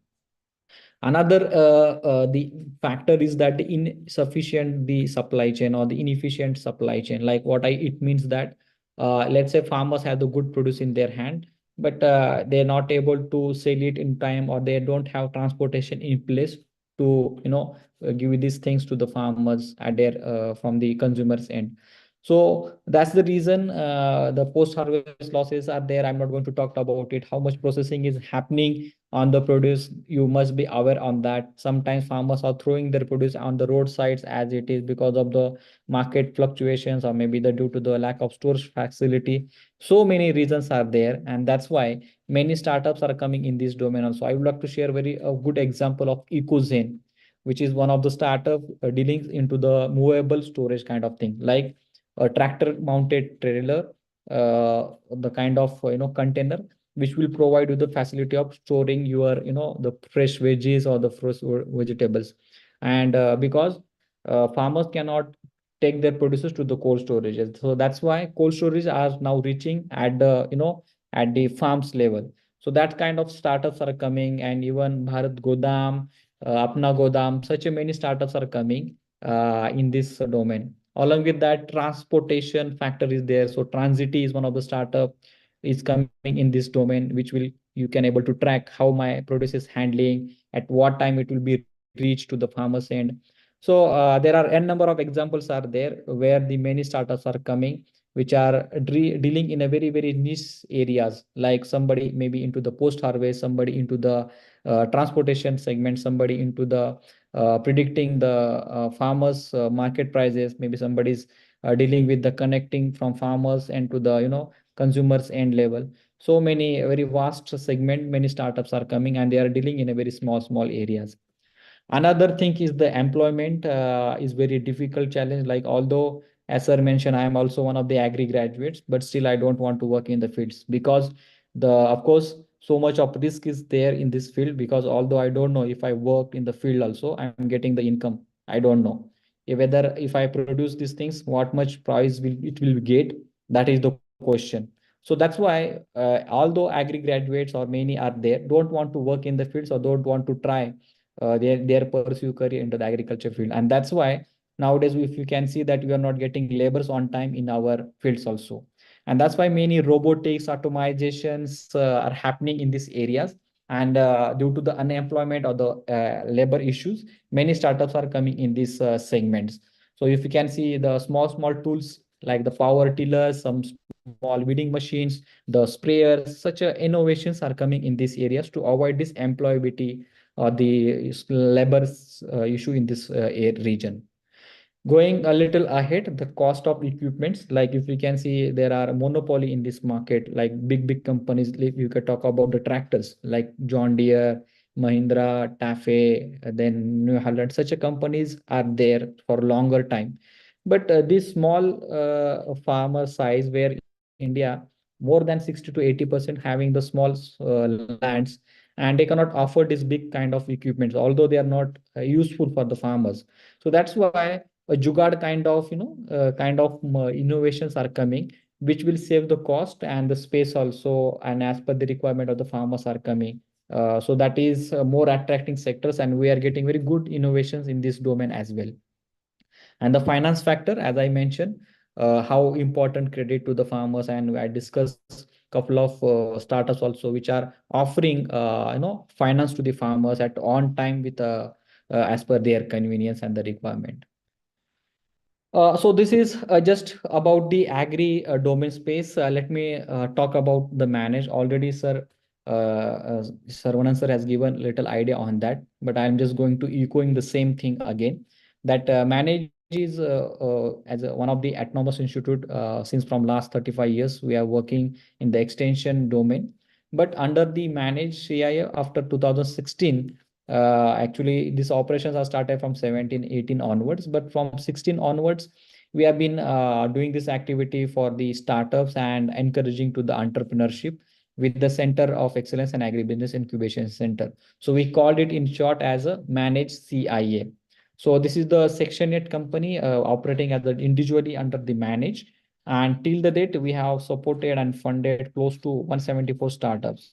So there is a difference between the funded startups, if you can see the number 174, and the incubated is 425. So what it means that whatever the startups are applying to the manage doesn't mean that everybody will get the funds, because it depends on their ideas, innovation, and of course the recommendation of ministry, should we fund it or not. So 425, that means they are connected with a manage, they have trained here, and still they can avail the other support rather than the funding only. So till the date, we are able to get the funds from the ministry close to 1765 crores, and almost near to 10 CRs fundings we are able to release to the 174 startups. So this is what the scheme called RKVR Avatar sir already mentioned about that, which is mainly initiated to promote the entrepreneurship and innovations in the agri domain. And their details also, link is also available here. You can go to the link. I'll be sharing this presentation also maybe with Madhvi or maybe the Just Agriculture team. So you can go and check the details about the schemes. So how exactly this Archive Rapta scheme is operational across the country? So this is the map. You can able to see that this continent India has been colored in a different segments, like the orange color, if you can see, which comes means the rabies, and that startups are coming mainly to the Pusa Krishi. And if you can see the south part of the country, which is marked into the purple color, so Manage is one of the knowledge partner, and mainly the RABIs means the regional agribusiness incubation centers in these different states. Manage will be providing the capacity holding and doing the assessment of the starters. So now there will be the question in your mind that, sir, let's say I'm from the let's say from the Gujarat, can I apply to the Manage as it is comes under the US Dharawad? Yes. For the KPs, any startups across the country can apply for anywhere. But when you're applying to the specific RABI, it should be from the same state. Like if you're applying to the one of this RABI in Gujarat, that is the Anand Agriculture University. So if you're applying to that incubation center, so if you are from the Gujarat, then you are eligible. But for the KP's case, like in this 5 KP's partners, you can apply for the anywhere. So the list of the all the KPs and the RABIs I have just given in this slide. If you want, you can click the snap of this slide, or maybe the details of all these incubation centers are available on our website as well. So just going a little ahead, if you have any questions, you can put in the chat box. We will take it up. These are the regional agribusiness incubation centers which are working under the Archive Avatar. And mainly, I forget to tell you that Manage is taking care of the 4 regional agribusiness incubation centers. The first one is that I mentioned, that is the ICR's Indian Institute of Millet Research, called NutriHub, IMR. Then Angru is there. That is the Acharya Enjiranga Agriculture University. They have the incubation center. In Tamil Nadu, University Agriculture University has the one of the RABI, which is associated with Manage. And from the Kerala, that is the Kerala Agriculture University. So these all states have the at least a single regional agribusiness incubation center where they can approach for the innovations, or they can apply to the Manage for getting the support from the different areas. So as I mentioned, these are the few impact data we are able to support to 425 incubation startups, and 174 are the grantees of the Manage. And this is the impact which is created by our partner RABIs, that is the Angru, KU, and the IMR and TNU. So I'm just going little quick, because to get more information about the programs which Manage is offered to you. Manage is actually the sector agnostic incubation center. So it's sector agnostic, it means we are not focusing on particular areas. We are getting the incubations starters from the across the different agriculture and allied domains. But like our partner RABI called IMR, Indian Institute of Millet Research, they have this specific sector focus incubation center on the millets and millet-based innovations. So like Manage is the sector agnostic incubation center and agri-allied sectors. So along with the funding, you will get the other support as well from the Manage. That may be the legal support, that may be the networking support, that may be in terms of expanding your business through the different our existing the partners, or maybe the technical support of the mentoring, co-working space. all any kind of support which you are looking from the manage, whatever is possible from our, we try to deliver it to the our associated all the startups. So these are the few programs that may be interesting for you. Like many of you, I can see close to 340 participants are attending this session. So I'm very happy to see all that. So this is going to be really helpful to you, some programs. So one of that program I would to share is here, the Saturday webinar series. As Sarvana sir was saying that we may be the one of the maybe the present in the world who are running the this incubation related webinar series for a longer time. Like I'm remember in a 10th of October 2020, we have been running this webinar series. So almost going to complete 4 years. And every Saturday, this webinar is conducting online, which is the free of cost for attending. And you just need to visit to the managed CIA website, or maybe you can register from the social media where we have shared the links. And you have to just register for this webinar every Saturday from 11 to 12 o'clock, 1 hour. We are conducting this webinar. So it's not like that there is a holiday of any or any festivals going on, so there won't be any webinar. No, it's not like that. Every Saturday we conduct this webinar online. And fortunately, we're able to complete 198 webinars. More than 45,000 plus participants are participated in this webinar series till the date. So it's open to all webinar series. I request everybody to register this webinar. If possible, I put the link of the webinars also in the chat box so that you can register for the our upcoming webinars. Now there will be the question in your mind, sir, what about the previous webinars we have missed? So don't worry, there's all the recorded sessions of these webinars are available on our website. But I would suggest that better to join the live webinar where you can able to interact with the speakers and you can ask the questions. And the best part of it that you can able to get connections, the PPTs and all the material and the content details of the speakers if you're attending this webinar live. Going little ahead about the one more program called the pre-incubation mentoring program. So the applications for the 7th batch are now live. You can register for that program. So what is this pre-incubation program?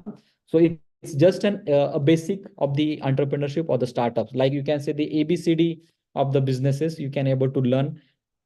This program we conduct online, mainly evening time for 2 hours. And this will be the training for the 15 days. This pay program is a paid program, 2,500 is the fees. But after 15 days, you are able to get the certificate. And the best part of this training program is that you are able to connect with the mentor for your personal any suggestions, like the mentoring sessions will be there. So don't forget to apply this 7th batch of this training program. Going next to the program, that is the digital marketing program. Along with the your physical presence, it's really important to have the digital, and you know the how it makes the miracle that business can be reached in a over time in a small time span with the digital marketing. So to get that skills, Manage usually conduct these digital marketing trainings as well. Currently, their applications are not live. Maybe very soon we are going to open the call for this training as well. So I request everybody to follow our social media pages where you will get the regular updates about the our training programs and our regular activities. Another program is mainly meant for the student entrepreneurs or the very early stage startups, Agri-Eureka. So this is the one of the kind of business competition where the students are basically apply and pitch their presentations. And if the ideas are really good, they may get the funding also under the RK Varapta program. I'm going to discuss about that funding programs in the next slide. But this is the one kind of program where you have entry to get the funds for your startups along with the awards. So Manage every year also conduct this startup award series also, to get the motivation for the budding entrepreneurs. So we usually give the state level and the national level awards to the agri startups which are doing very great in the agri domain. Along with that, we do a lot of capacity building programs. Maybe a few of the programs I will be to share with you in my next slides and the e-launch program as well. So going a little ahead, very important program called the Managed CIS Archivare Avatar program. Saha, if you have any questions, I'll take it. Definitely, I'll take up. Yeah. You want to, you have any questions, Ayak, now? Or shall I take it once I complete my presentation? So you can complete it, then we'll open the chat box for the Sure. participant, then they can interact with you, sir. Sure. So very important, why the startups are coming to the manage, and mainly the funding, which I'm discussing since from the beginning. So these are the three main programs. I'll talk little later about this SOP program. Let me talk about the first AOP and SIP program. So these are the two programs you need to apply to the cohorts. Currently, the cohort 11 is completed. The screening is also done, but maybe very soon, maybe in the next month, we are going to open the applications for the cohort 12, where you can apply for these two programs. So first, we try to understand what are these two programs. So first one is the AOP program, which is mainly meant for the pre-seed stage. Pre-seed stage means what? That idea is there, sir, and I want to, or the prototype, a first version of prototype is there, and I want to scale up this, I want to convert this idea into the reality. And for that, I need a kind of pre-seed stage funding. So under these ideas, such startups will get the 5 lakh rupees as a funding. And the second program is the ACIP, where already I have idea, sir. Prototype is ready. I have done some market validation and testing as well, but I need to grow my business. I need to scale up my business. So for that, you will get a 25 lakh rupees as a fund. So the along with this funding, you will get a 1 month of training program from the manage, and which is the free of cost training. Only the thing is you have to apply to the cohort. If your idea is innovative, if your idea is really making impact on the farmers' challenges and has potential to generate the revenue and employment, then and then only you will be get selected. Now, of course, there will be the screening process will be there. Like you have to present your idea. Well, if your idea is selected in front of committee members, then you will be get called for the training program, and then there will be the final round of presentation, how much funding you will be getting. So that's what how this filter comes, like 425 incubation startups we are funded and 74 startups have got idea. Going to the third program, that is the student orientation program. So this program has been started from this year only, and this is mainly meant for the student entrepreneurs. Like maybe you are taking education in the college currently now, and you have some idea that you want to convert it into the prototype or maybe into the reality. So for to encourage student entrepreneurs from this year onward, this SOP program is started by ministry. So where four students will get the 4 lakh rupees each, means total 16 lakh rupees of funds is available with every each incubation center, which I presented more than 29 incubation centers across the country. So it's not like that. You can apply to the manage wherever you feel that whatever states you belong, you can apply there. And of course, manage is always open for you to support in any possible way. But of course, there is a process will be there, filter screening process will be there. So accordingly, you can take the call. Going little ahead, the webinar series, which I already discussed with you, that 198 webinars we are completed is going to complete 200 webinars. Close to 45,000 webinars were completed. And here the link is there where you can see our previous, webinars. So that link is also there. Like here you can see all the recorded sessions we have been uploaded. So like I'm just going to scrolling the down. You can able to see the last webinar of the session, like July 20th. This webinar you can able to see. So all the recorded sessions are there. Don't worry. But I would suggest that everyone kindly, attend this webinar if it's possible to live. I already discussed with about the managed agriculture program for the students, and it's one kind of a business competition for the students to get the award, and for the there is another one entry for getting the funds to your startup. We do a lot of stakeholders connect and the awareness programs into the different universities, and with the help of course, the local government officials from their areas, where we try to invite the different farmers, farmer producers companies, representatives, students, and the officials of that area. In to understand and to make the awareness about that, how the farmers can get connected with the startups. The startups get opportunity to present their ideas to the farmers. So it's a kind of win-win situations for everybody. Students can get to know about what is the Archivarapta program. how manage is supporting to the students. So, and the government officials, maybe university officials, mainly they will say that how agriculture universities may validate your business ideas, or maybe in what way they can help out. So it's a one kind of platform program where we try to connect each and every stakeholders which is associated with the startup ecosystem. Going little ahead, we conduct a lot of international training programs also. Like Sarvanas also mentioned about that, we are able to partner with the Malawi government and set up one of the incubation center, which is dedicated for the women entrepreneurs in Africa country called Malawi. So there you can see their officials comes to the manage. We train them about the startup ecosystem, Indian startup ecosystem. They try to look, as I mentioned, that India stands a third economy of how it is possible. So they come to here to understand what are the practices incubators are following, how government is taking the initiatives to develop that startup culture in India.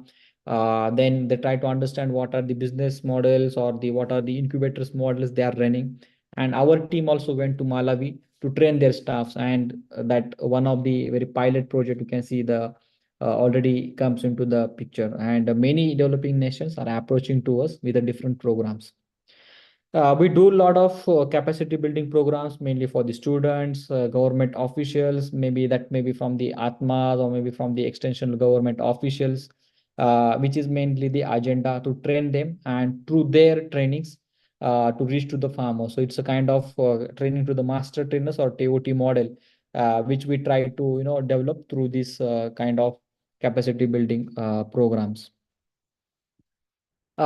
Like that, we do conduct, international programs also with the help of Ministry of External Affairs. So, which is mainly meant for the developing countries, and you can here see the different developing nations countries participating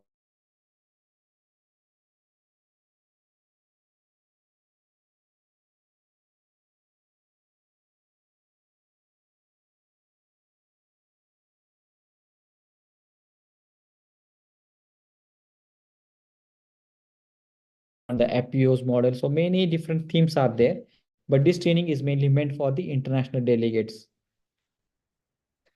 Are you able to see my screen? Yes, sir. Yes. Yeah. Screen is visible, sir. Yeah. So, like that, last year we are able to complete the 3 programs. Means, I mean, our incubation center has completed 3 programs, and 2 or more trainings programs are there in a pipeline mode, where the different countries people are coming to the India to understand about the Indian ecosystem. We do a lot of joint programs also. So with the different stakeholders in the agri domain, like ISB, then the IIT Kanpur, then Selco Foundation, such a partners programs you can able to see, which are helping not only the our starters, but along with our partner incubation partners also can get benefit of their startups. So there are actually more than 174 startups which have been supported by the manage. Each and every startup is not possible to share the case studies with you. I'm going to share very few case studies with you. But if you want to see what are the startups are associated with manage, so that link is there. That we called it Agri Startup Idea Bank. So you can able to see all the startups details are there. What are their innovations? What are their contact details? What is their innovation? So you can able to get to know what are their innovations are there, like if you have to just click what the startups do. So in short, we try to give the all the startups information there which is available in the link. So I'm going to just share with a few case studies, like one of the startup from the Amravati region. They are into the honeybee collection. Now what is the innovation is here? So mainly this startup is dealing with the tribes area, that too in forest region, and they try to collect that honey and trying to enhance the livelihood ness of that region, and they are just serving these tribes very good products to the urban community. And you can able to see they are just in the previous year they are covered 76 lakh rupees as a revenue, and they are make the impact with the 76 farmers or the tribes which are associated with that company. But manage has supported them with a very less amount, that is the 22 lakh rupees, and we do help them to connect with the National Honeybee Board as mission as well for the promotion point of view. And I'll be proudly say that for this year, the startup is going to close to 1 CR On paper, the sales is 1.26 CR. They are just closed down. Another startup, women-led startup on the jaggery products. So you must be aware that Kolhapur area is very much known for the jaggery production due to the geographical indication in that area. So the Sharmili Mane, one of the startup lady, she's come from the Australia after her PhD, and she started working on the farmers in that area. As you know that sugarcane is such a crop where you required huge kind of fertilizers, but she come up with the idea that organic jaggery, that too with a GI product specialty and sustainability packaging. She come up with such a innovation, and she started her business. And today only she shared a very good, her achievement that now her product will be there in all the Tata's outlets like Star Bazaar, the franchisee model, and the Dolabji's franchisee model. She is going to, place her product in all the outlets across the country. And she's shared that also Amul is in touch with her to get the big order for her startup. So we initially supported her only 5 lakh rupees and in the ideation stage, and now she's a part of our latest cohort from the cohort 9, and she got a sanction of 22 lakh rupees from the manage. And you can able to see the impact that just in a previous year she completed 50 lakh rupees as one of the milestone, and maybe this year she will be closing more than 1 CR amount because of this progress she did. And she's impacted 50 plus farmers in that her area. One of the startup in the poultry segment, you must be aware if anybody is doing this poultry farming in your home, you must be aware that how difficult is the racking operations. So the Pakshi Mitra is come up with a solution. You can see this is the first version of this machine. Actually, it's a manual machine. Now they are coming with a fully automated machine, which is IoT operated, where you need not the human being also, which will go automatically inside the poultry and will perform the tracking operations. You must be know that how it is important to avoid the mortality in the poultry farm. For that reason, they come up with this solution, and they have their 4 patents as well. They are going to export for the 3 countries.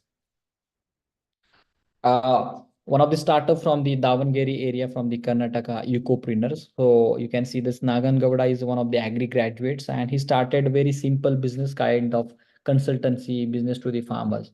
But what he realized that consultancy of farmers is not the issue, market is the issue. And he come up with the brand called Eco Rice. Along with the consultancy, he is procuring that material from the farmers and selling it in his own brand called Eco Rice. So you can see alone he's connected with more than 50,000 plus farmers, and farmers are requesting that they want their services, his services only. So due to that, he's not able to travel in so much of area. He come up with a new solution called Krishi Yukta, which is a digital platform, will be providing the consultancy services to a more number of farmers because his time and his capacity is less with a certain number of farmers. So now he come up with a digital platform. But the point is here that a simple business, consultancy business, he converted into digital way, and he's tried to give the access to the farmers with the marketing with a good brand called Eco Rice. One of the startup from the northeast region, that is the Bhanu Prakash is the founder's name, and they called it the Secrets of the Brahmaputras. It's one of the brand name of their startup.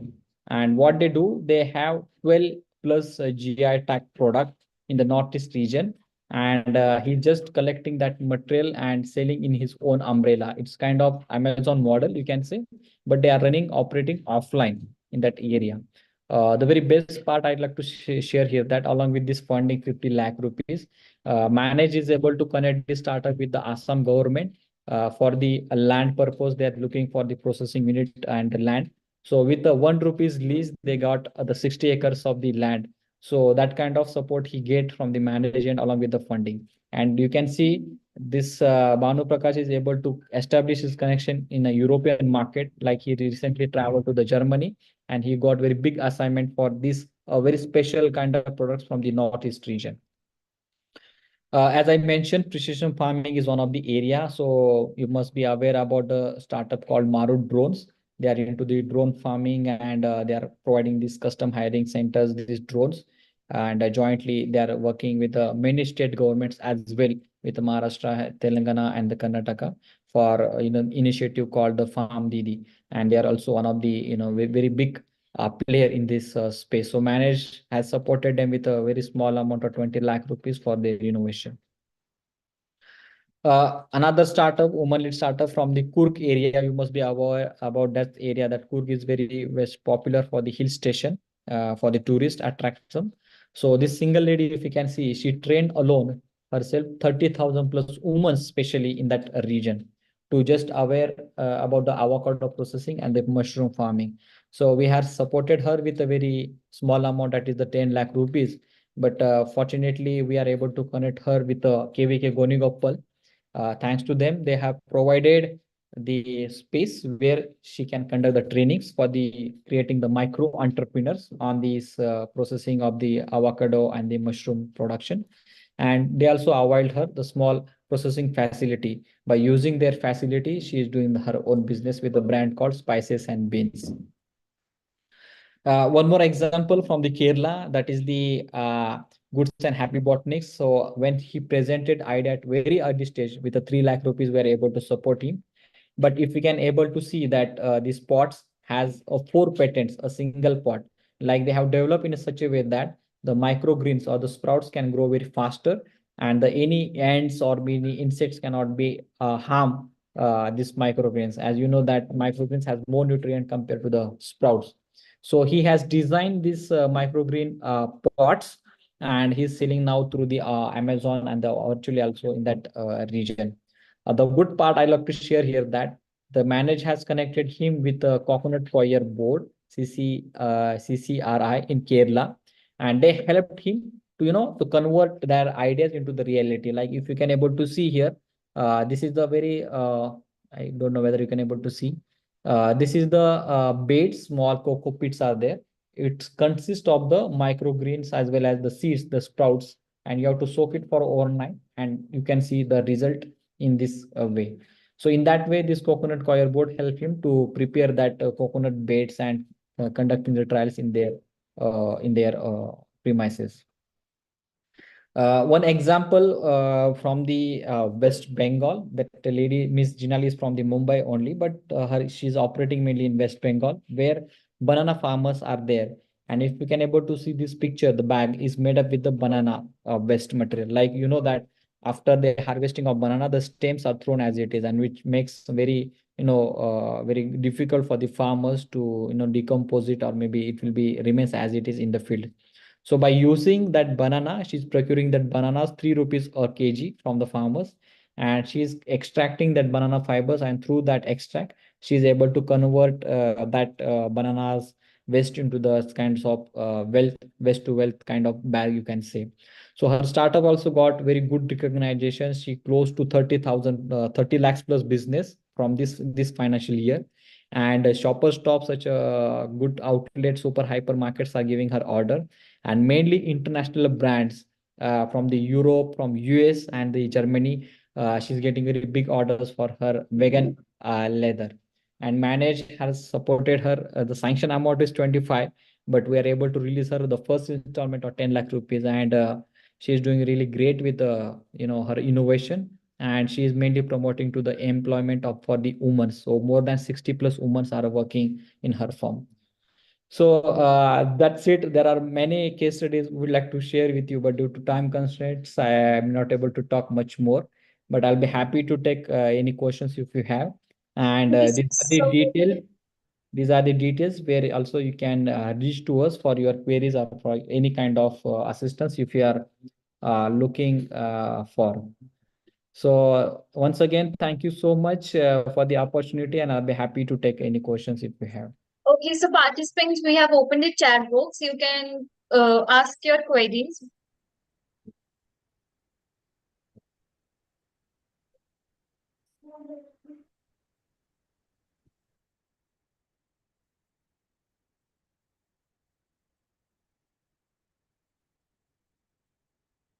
Participants, do you have any questions?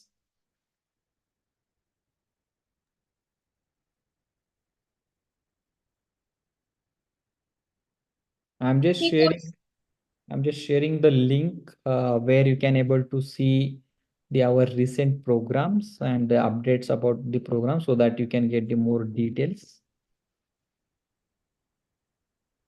So you can also share the PPT with me so I can circulate among the group also. Yeah, Madhvi, just share me your number. Maybe I can share my number. Yes, So sir, I'll drop you hi on your number. Servant sir has shared with me. fine. So that I can able to share the PPT with you. Yes, sir. Somebody's asked about the PGDM versus MBA in ABM. So I did not get your question, but managed we do have the post graduation program as well. We offered the PGDM program, which is as equivalent to the MBA, which is into the agribusiness domain only. So the details of that are available on our managed website. You can enroll for that program. I mean, for the education program for 2 years course. And we do have 100% placements also from last 2-3 years as well. So any funded startups have to pay royalty? Yeah. Thank you for this question, Ravindra. We do not charge a single rupee to any startups. No royalty, no equity. So this is the pure grant which is coming from the Ministry of Agriculture, and only the criteria is that you should have very good innovations and need to apply to the managed cohort programs. Sayak Shah, sir, do you think there are a big market for mushroom farming in India?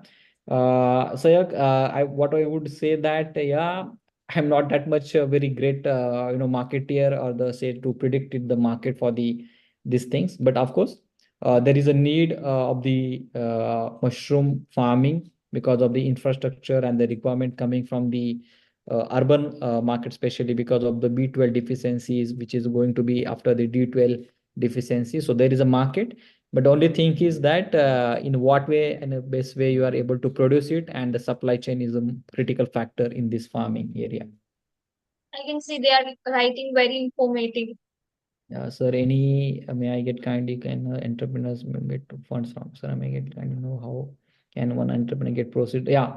So if you want to get the funds for your business, you need to apply to the manage for the RKV or ATA program. So that's why I shared the link in the group. So Madhu, Smita, you can connect with the manage. So maybe very soon we are going to launch our cohort 12 program where you can able to apply to get the funding for your startup. So that's why you don't forget to follow the social media pages where regularly we announce the different programs, and visit our website so where you get the updates. Mahalakshmi, your idea is into the dry flowers. Mahalakshmi, please get in touch with us. Maybe you can share your presentation or maybe the idea with us. Maybe we'll see in what way we can able to help you your idea. Dry flowers idea is very good. You maybe heard about the startup called Phool, PHOOL. They're also supported under the Archivarapta program with a 25 lakh rupees grant. And what they do with the help of waste flowers, they are making the agarbattis and different perfumes products, and they're doing the business. So just recently, the Ram Mandir, the Tirupati, or whatever the preliminary places are there in temples, they are the one of the procurers, you can say, for these kinds of startup. How the startups in hydroponics, I would skip the very specific questions, but yeah, any idea which makes the business is a good only. I not say any idea is bad. Although some it's a fun fact, don't take it seriously, but robbery is also one of the business. So any idea is good, although it's not able to generate the revenue. So hydroponics, mushroom farming, any all ideas are good, but very important is how you are making the business. Any startup in medicinal mushrooms in Telangana as per seen? Yeah, many startups are there. We can see the details on our website. Business करना है तो manage से कैसे help कर सकता है? Yes sir, Pranali, if you want to help in how you can start your business, तो आप जो प्री इंक्यूबेशन प्रोग्राम हमने जो बोला है, आप उसके ऊपर रजिस्टर कीजिए. So you will get to know that the stepwise how you can stepwise the way you can able to help you to start your own business. So the pre-incubation program which I mentioned, their applications are also live. You can see in our updates. Yeah, Pranali, I hope I have answered your question. Shamal is asking about the avocado farming possible in any land. You need to get connect with the Rashmi Bhanu Prakash. Maybe she can help you. Yeah, I can see many questions are there, but still, if any question is unanswered, you can get connect with us also, not an issue. Sir, please provide information regarding the startups of banana powder making unit. Ravi, we don't have any startup which is into the banana powder because we didn't find that much of value addition in this space. But maybe Ravi, you can find out many players in Kerala, that too in Jalgaon, in Maharashtra region, are into this segment, which are into the banana manufacturing. You will get it easily. Yeah, I think there are no more questions. If I Yeah. left, I'll be happy to take. Yeah. So we truly appreciate the time and the effort you invested in sharing your experience with us, sir. And like I want to extend a heartfelt thanks for your engaging and insightful lecture on agripreneur and your thoughtful presentation provided to all that undoubtedly benefit all who attend.